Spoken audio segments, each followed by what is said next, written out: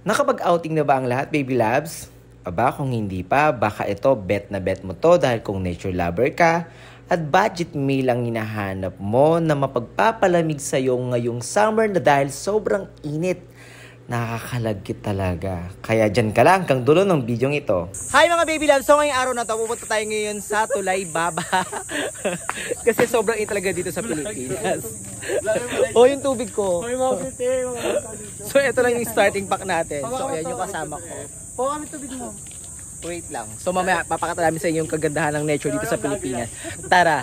Dito sa Daang Hari sa bahay ko, maglalakad lang tayo ng koonte papuntang BDO para makasakay tayo ng tricycle papuntang Maragondon 7-Eleven. So dyan lang kayo. Let's do this! So ganito yung way namin. Nag-tricycle lang kami kasi kung magbabas kami, medyo mura sa bus. Kaso malayo na lakarin namin. Kaya dito kami ngayon sa BDO. Ayan, dahil magsasaka lang kami ng tricycle going to Maragondon sa papuntang 7-Eleven. So tara na, sakay na tayo ng tricycle. So sakay na tayo ng tricycle. Ayan guys. Ayan! Nakasakay tayo ng tricycle ngayon, baby love! Kulang driver, mas mag-hi mo abono sa vlog ko. Ayan! Perfect! Medyo malayo nga lang ito, baby loves. Around 25 minutes to 30 minutes. Depende na lang din yan sa rides na gagamitin mo.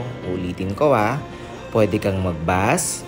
Pwede ka ring gumamit ng motor kung may sarili kang motor, or pwede ka ring mag-tricycle. Ngayon nga, ginamit namin tricycle. So, dahil nga wala kaming sariling motor, so nag-tricycle muna kami punta sa Maragondon, Tulay Baba. So, tara na. Excited na ba kayong makita kung gaano kaganda ang nature ng Maragondon, Tulay Baba?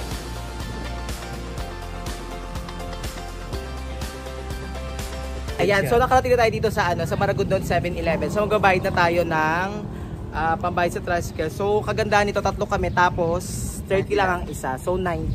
So kuya, bayad po. Ayun, hindi na po pinamasuklay, napakabayad po niya po. Pagkumenta yan ha, siguro bibigyan. So hindi po kakalimutan yung vlog ha. Mabayad siya, hindi na kinawa. Kuya, lang namin sukli, wala kayong pera. Kayong pera pa uwi. Salamat po kuya. So tara na. So after namin ng tricycle, dito naman tayo sasakay. Parang sa habal-habal para makapunta tayo doon. E-bike na to, best. Ay, e-bike pala to. Ito habal-habal. E-trike. E-trike pala. So eto na po siya.